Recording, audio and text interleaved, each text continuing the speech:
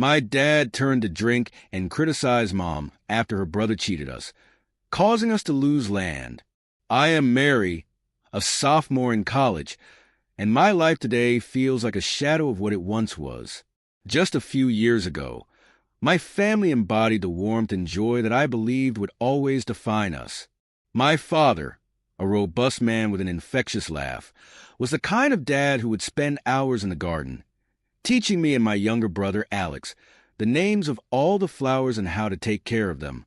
My mother, a gentle soul with eyes that seemed to hold endless kindness, made our small, cozy house a home with her loving touch and the heavenly smell of her cooking. Back then, the future seemed bright. Our little family was tight-knit, bound by love and shared dreams, especially after my parents managed to buy a hectare of land from my uncle, my mother's brother. That land was more than just soil and greenery. It represented a legacy, a future where our family could build and grow, both literally and metaphorically. We envisioned a small family farm, maybe a few rental cottages that could nestle in the shade of the large oak trees dotting the landscape. It was a symbol of stability and hope, a tangible piece of prosperity that promised to anchor our family for generations. My Uncle James, my mother's younger brother, had always been a charismatic and persuasive figure. Growing up, I saw him as a fun-loving uncle who seemed to breeze through life, always with a ready joke or a small gift for me and Alex. He was a frequent visitor in our home, his arrival often heralding impromptu barbecues and late-night storytelling sessions. My mother adored him. She often spoke of their childhood adventures with a fondness and nostalgia that painted my uncle as not just a sibling, but a hero in her eyes. This deep familial bond made him more than just an uncle to us. He was an integral part of our family fabric. My parents, especially my mother, trusted him implicitly. This trust was rooted in decades of shared history and mutual support. When Uncle James spoke, his words carried the weight of sincerity, or so we believed. In hindsight, the signs of his financial instability were there, but they were subtle, overshadowed by his charm and our trust. He mentioned struggles now and then, hints about the economy, bad investments, the rising cost of living, but they were always presented as temporary setbacks, nothing a good next move couldn't fix. So when Uncle James offered to sell a hectare of his land to my parents in 2013, it seemed like a golden opportunity. The land was located on the outskirts of our town, a lush expanse of green that bordered a small forest. My parents had always dreamed of owning more land, perhaps starting a small organic farm, or building a few holiday cottages to rent out. The land my uncle offered seemed perfect for such dreams. The deal was straightforward, or so it seemed. Uncle James explained that he was selling the land because he needed liquidity to fund my cousin's college education. He painted a vivid picture. The land, once developed, could be the foundation of our family's financial security. My parents, eager to invest in our future and to help my uncle, agreed to buy it. The price was reasonable, the terms favorable, and the paperwork appeared to be in order, except for one detail. The Red Book, the official document proving land ownership, was still under the bank's hold due to a small loan my uncle had taken out. With reassurances from Uncle James that the loan would be cleared within a year, my parents proceeded. He crafted a promissory note, a casual yet seemingly earnest document, wherein he vowed to clear the debt and transfer the Red Book to my parents as soon as possible. Trusting him, they paid him the money, believing that the formalities were just a formality. Months turned into a year, and the promised Red Book did not materialize. My parents grew anxious, but each inquiry was met with reassurances and new promises from Uncle James. He always had a reason for the delay: paperwork snafus, bank errors, bureaucratic red tape. But his charm and our family's trust in him kept my parents from pressing too hard. This pattern continued until late 2018. That was when everything changed. The financial bubble that Uncle James had been inflating burst with shocking consequences. It turned out that the initial loan against the land was just the tip of an iceberg. Uncle James had been drowning in debt, far more than he had disclosed. In a desperate move, he had taken out further loans against the land, each one a deeper cut into the trust my parents had placed in him. The final blow came abruptly. Uncle James declared bankruptcy, and within weeks, we learned that he had fled the country. The news was delivered by a bank representative who arrived one crisp autumn morning to place foreclosure signs around the hectare that we thought was ours. The bank explained that the land was heavily mortgaged, far beyond its worth, and would be seized to cover my uncle's debts. The revelation shattered my parents. The betrayal by someone they had trusted so deeply was a wound that went beyond financial loss. My father, particularly, felt deceived and humiliated. He had advocated for the deal, swayed by my mother's trust in her brother and by the dreams they had harbored for that piece of land. The loss was not just a plot of earth. It was a future they had envisioned and promised to us. As the legal realities settled in, so did the bitterness. My father's sense of betrayal morphed into a festering anger that found its easiest outlet in my mother, who, despite being a victim herself, bore the brunt of his accusations and grief. The man who had once been the life of our family gatherings was now a source of tension and despair. In this new, harsh light, every memory of Uncle James was recast. The laughter and gifts, once signs of his generosity, now seemed part of a facade that hid his deceit. His stories, once enchanting, now felt like manipulations. The trust that had once bound our family to him had turned into a chain that dragged us down into a mire of betrayal and regret. The descent into despair was gradual at first, like the slow setting of the sun before darkness fully takes hold. My father, once a pillar of strength and joy in our household, succumbed to the weight of his disillusionment. His days began and ended with the bitter tang of alcohol, the bottles accumulating like silent markers of his decline. He no longer tended to his business, a small landscaping company that had flourished due to his love for nature and his dedication to his craft. Instead, he let calls go unanswered, projects unfinished, and slowly, the vibrant man who had raised me with laughter and lessons in resilience succumbed to a listless apathy. It was not just the loss of the land that broke him, but the betrayal by his own brother-in-law, and the crushing responsibility of having convinced my mother to trust her brother. In his eyes, his failure was twofold. Not only had he failed to protect our financial future, but he had also placed his faith in a man who destroyed us. This sense of failure consumed him, leading him to relinquish all his hard work as if in surrender to an unseen foe. He wandered through his days like a ghost, his presence marked more by the trail of empty bottles than by any interaction with us. My mother bore the brunt of this transformation. The sharp edge of my father's tongue turned against her in his darkest moments. He accused her of complicity, of knowing her brother's intentions, and yet leading us into ruin. His words were like daggers, and they sliced through the fabric of her self-worth every day. "Your family is a bunch of scammers," he would shout, the alcohol fueling his anger, turning it into a wildfire that consumed any remnants of peace within our home. Despite the onslaught, my mother's resilience was something to behold. She absorbed the verbal blows with a kind of stoic grace, her eyes often wet with unshed tears, but her posture remained unbroken. She became the buffer between my father's wrath and the rest of us, especially for Alex, my younger brother, who was just entering his teenage years amidst our family's crisis. Alex's rebellion against the situation was fierce and protective. He could not bear to see our mother demeaned and insulted. His confrontations with our father began as verbal skirmishes, challenging the unfairness of his accusations, defending our mother's honor with a boldness that both scared and awed me. "Stop blaming Mom. She didn't do anything wrong," he would yell back, his young voice cracking under the strain of his emotions. These clashes often escalated until the house felt like a battlefield, the air so thick with tension it was hard to breathe. Witnessing these exchanges tore at me.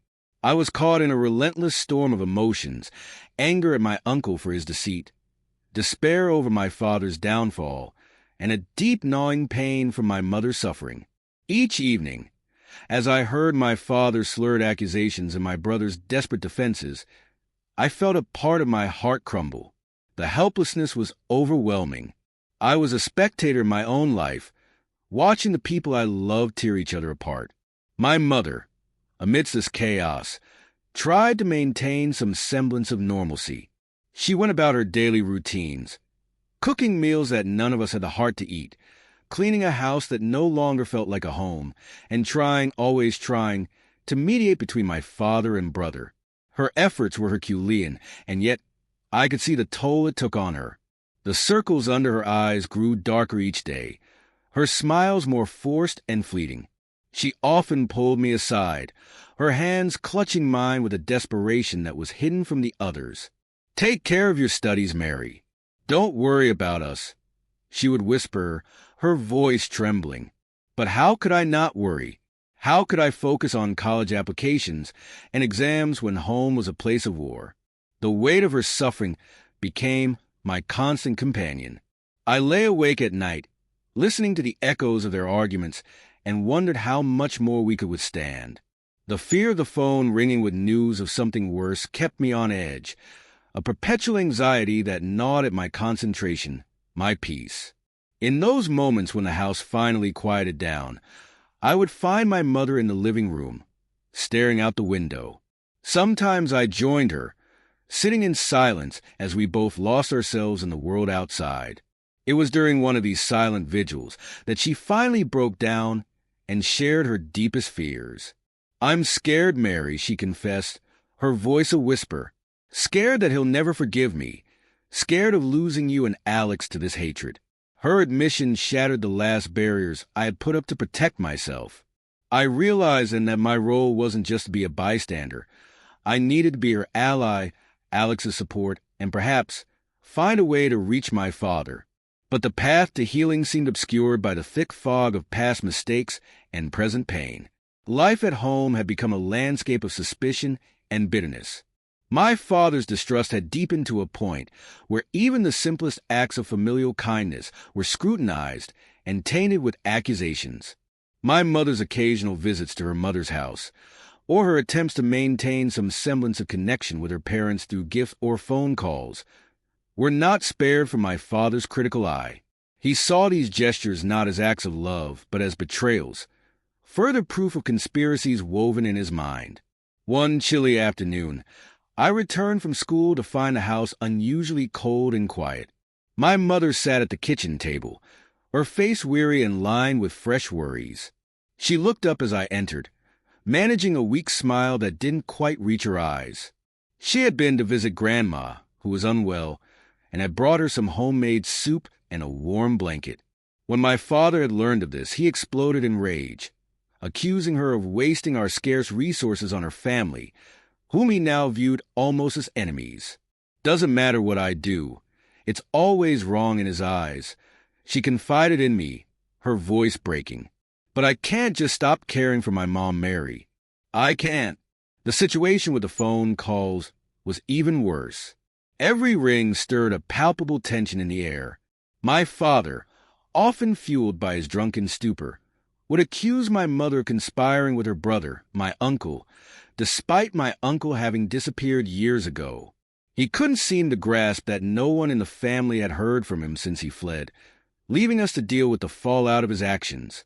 Each call, no matter the caller, seemed to him a ghostly echo of past betrayals, a reminder of the trust that had been broken and the financial security that had been stolen from us.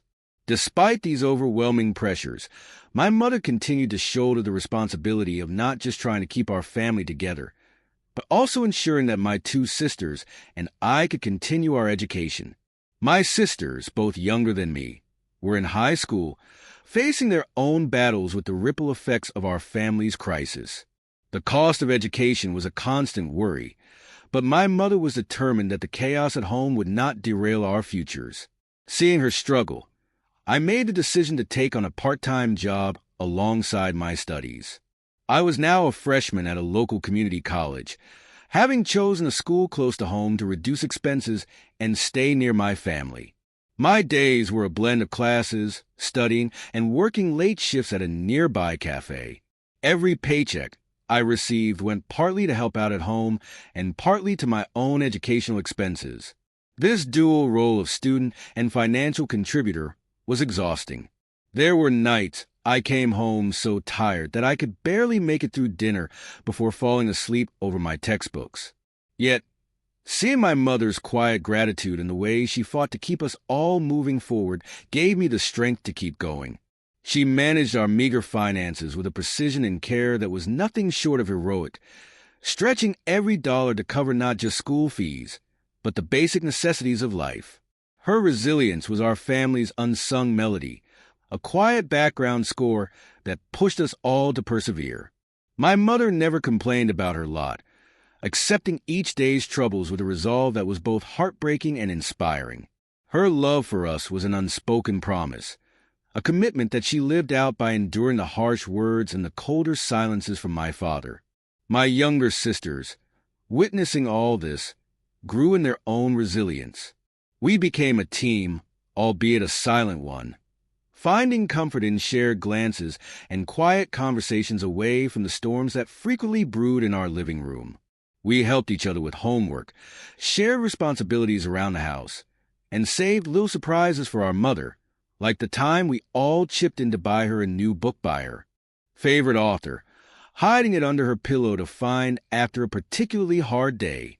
In these moments, we found our pockets of peace, small oases of normalcy in a desert of chaos. My father's outbursts and suspicions became the storms we learned to weather, building stronger shelters in our bonds with each other.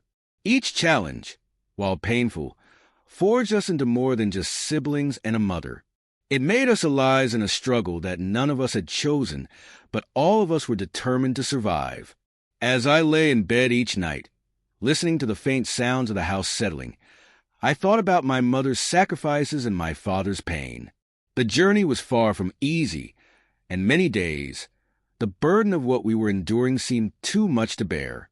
But in the strength of my mother's unwavering love and the shared resolve of my sisters, I found a flicker of hope that perhaps, someday, we might find a way through the darkness, back to a place where love and trust could bloom once more in our family garden. It was a typical Thursday afternoon, the cafe bustling with the usual crowd of students and local professionals grabbing their midday coffee fix. As a waiter, I navigated through the tables with practiced ease, balancing trays filled with steaming beverages and the cafe's signature pastries. The hum of conversations mixed with the clatter of cups created a familiar soundtrack to my shifts. It was amidst this cacophony that I caught someone that froze me in my tracks. From the corner of my eye, I noticed a figure outside the large front window, a silhouette that was hauntingly familiar. The posture, the way he carried himself, it was unmistakably reminiscent of someone I had hoped to forget. My heart skipped a beat as I told myself it couldn't possibly be him. My uncle, the man responsible for so much of my family's misery, had reportedly fled abroad, a cowardly escape from the financial and emotional wreckage he had caused. Surely I was mistaken, but as the figure approached and entered through the cafe's front door, the reality of his identity became undeniable. It was indeed my uncle. The shock of seeing him there, in flesh and blood, after all the rumors of his departure overseas, left me rooted to the spot. Time seemed to slow as he casually strolled up to the counter, oblivious to the storm of emotions his presence had stirred in me. Dressed incongruously in a crisply tailored suit that seemed to mock the ruin he had left behind, he appeared not only unscathed by the ordeal, but prosperous. The fabric of his coat was fine, clearly expensive, with a sheen that caught the light as he moved. His shoes were polished to a mirror shine, and he wore a watch that glinted under the cafe's overhead lights, a stark contrast to the image of a bankrupt fugitive. As he ordered his coffee, chatting amiably with my coworker, a surge of anger welled up inside me. Here was the man who had betrayed his own sister, my mother, leaving her to shoulder the burden of his deceit. Her life had become a daily struggle to maintain some semblance of normalcy for us, her children, while he seemingly enjoyed the freedom purchased at our expense. My hands trembled slightly as I took in the sight of him, so at ease, so removed from the consequences of his actions. How could he stroll into my workplace, a place just a stone's throw from the school where I studied and worked to support my family, because of the financial mess he had created? The unfairness of it all, the injustice, burned through me. I felt profound sorrow for my mother. She had aged visibly in the past few years, each day etching more lines of worry and exhaustion onto her face. Her nights were restless, often spent in tearful worry, her dreams haunted by the fallout of trusting her brother. And here he was, dressed in a suit that likely cost more than what she could spare on groceries in a month. As my uncle took a seat with his coffee, I wrestled with what to do next. Confronting him was my first instinct, to unleash the pent-up frustration, to tell him about the suffering his actions had continued to cause. Yet, as I watched him, a middle-aged man enjoying his coffee, seemingly content with his world, doubt crept in. What could a confrontation realistically achieve? After a few moments of internal debate, I approached his table, my resolve firming with each step. "Uncle James," I said, my voice steady despite the turmoil inside.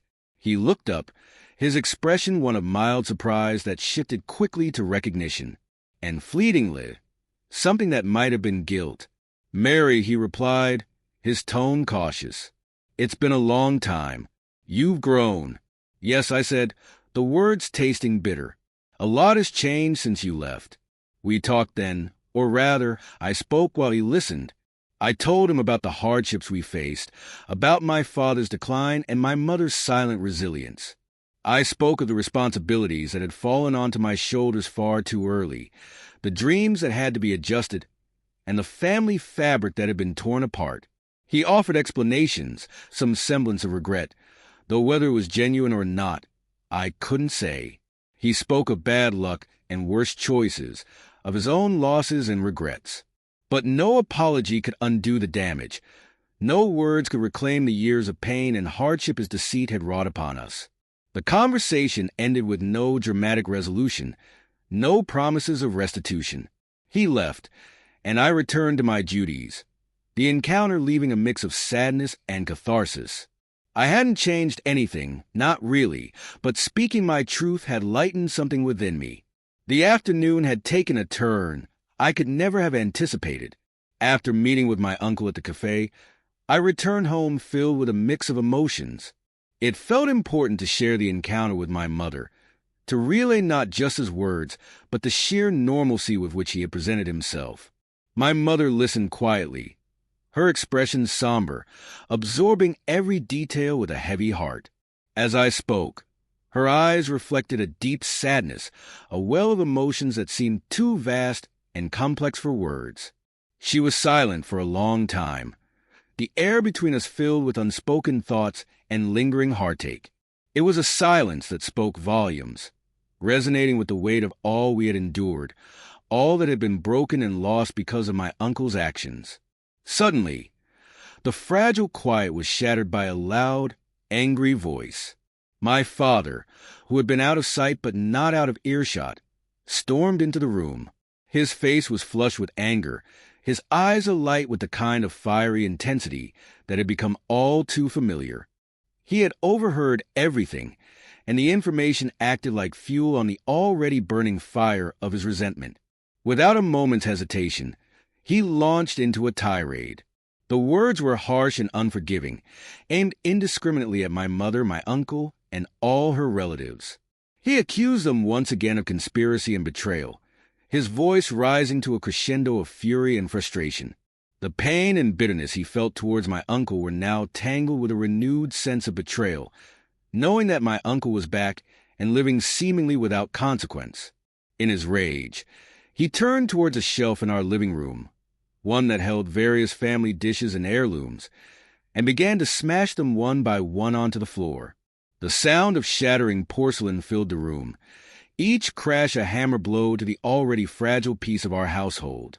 My mother's face crumpled in despair at the sight, her hands trembling as she covered her mouth to stifle her sobs. I stood frozen for a moment, shocked and scared by the intensity of my father's outburst. The room felt smaller somehow, as if each broken piece of dishware was a fragment of our family's unity, irretrievably damaged. Amidst the chaos, I found my voice, albeit shaky, and tried to intervene. "Dad, please stop. This isn't helping anything," I pleaded, my own voice edged with desperation. But my words seemed to fuel his anger further. He turned his wrath towards me, accusing me of siding with traitors and questioning my loyalty to our family. The accusations were like slaps to the face, harsh and stinging. I struggled to maintain my composure, to stand strong in the face of the storm. My mother, amidst her tears, tried to calm him, reaching out to touch his arm in a plea for peace. But he was beyond consolation, caught up in his own spiral of anger and hurt. The situation escalated until, finally, exhausted and spent, he left the room, leaving behind a trail of emotional and physical wreckage. The aftermath was a heavy silence, the air thick with the scent of dust and broken porcelain. My mother sank into a chair, her body racked with quiet sobs. I moved to her side, wrapping my arms around her in a silent offer of comfort and solidarity.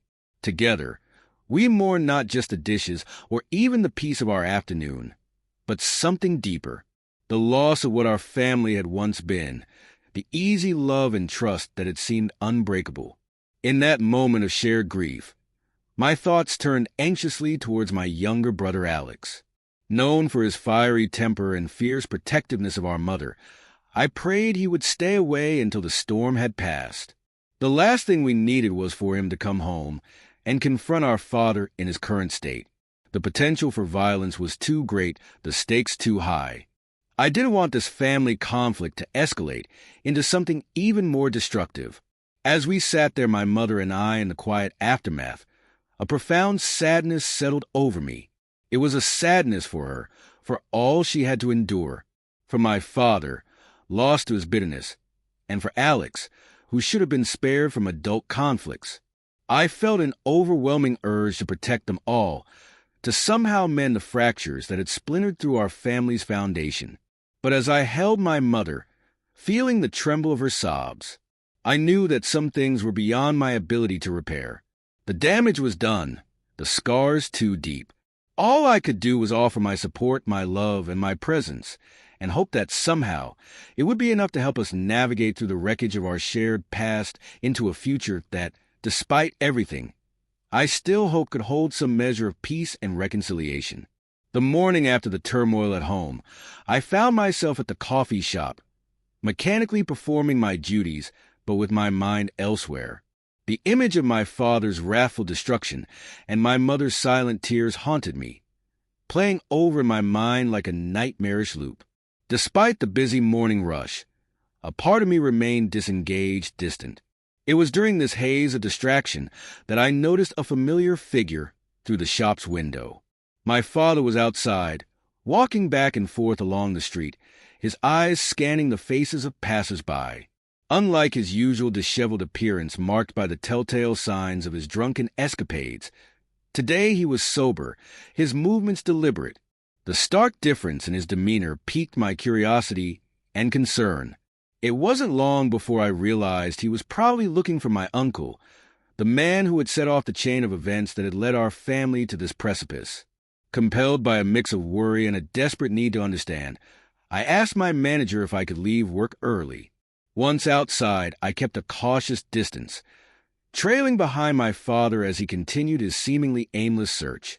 After some time, he stopped at a small convenience store to buy a bottle of water. With the bottle in hand, he walked to a quieter part of the street, away from the bustling crowd. There he squatted down and took a swig of water. It was then that I saw a vulnerability in him that I had never witnessed before. 2 lines of tears streaming down his face. Watching him at that moment, I felt a wave of conflicting emotions. Just the day before, he had been a tempest, a force of anger and destruction. Now he seemed diminished, broken, crying like a child lost in a world too harsh and unforgiving. The sight of his tears, so raw and exposed, stirred in me a profound sadness. I wondered about the immense burden he must be carrying, the sheer weight of betrayal from a family member he had trusted implicitly. I didn't approach him. Instead, I turned away, allowing him his moment of private sorrow, and started to walk home, my own tears blurring my vision as I grappled with the pain of our fractured family. What had we done to deserve such a fate? The question echoed in my mind, each step towards home heavy with the gravity of our collective heartache. On impulse, I decided to take a detour to my grandmother's house. I needed a respite, a moment to gather strength from someone who might understand the depth of what we were facing. My grandmother welcomed me with her usual warmth, her keen eyes quick to see the distress in mine. As we sat together, I shared the events of the past few days, and in turn, she offered me insights into my father that I had not fully appreciated before. She spoke of the land, the piece of earth that had promised so much hope and potential. For my father, that land was not merely an investment. It was a testament to his dedication to providing for his family, a tangible representation of his love and commitment to our future. He had poured not just his money, but his dreams into that soil, dreams of security and prosperity for my sisters and me. It was supposed to be our legacy, a stable and secure foundation upon which we could build our lives. Your father has always wanted the best for you girls, my grandmother said, her voice tinged with emotion. He saw that land as a way to ensure you all had opportunities he never had. Losing it, especially the way we did, broke him more than you might realize. Her words shed light on the depth of my father's despair. It wasn't just anger or betrayal that fueled his actions. It was a profound sense of loss, not only of the land but of his role as our provider, of his identity as the man of the house.